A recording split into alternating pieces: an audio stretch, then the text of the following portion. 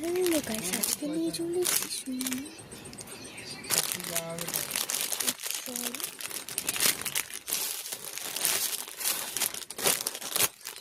মাছ ছিল, টমেটো, ধনেপাতা শাক ছিল, যে মাছগুলো ঝাল করে খেয়ে নিতে পারছি। শুধু মাছ?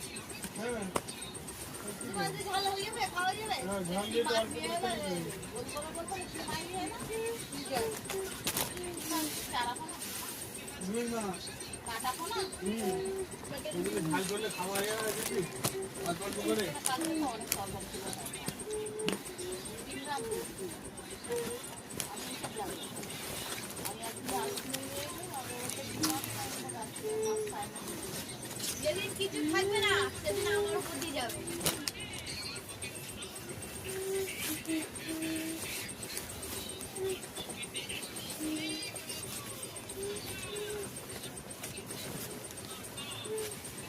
যেটা আপদ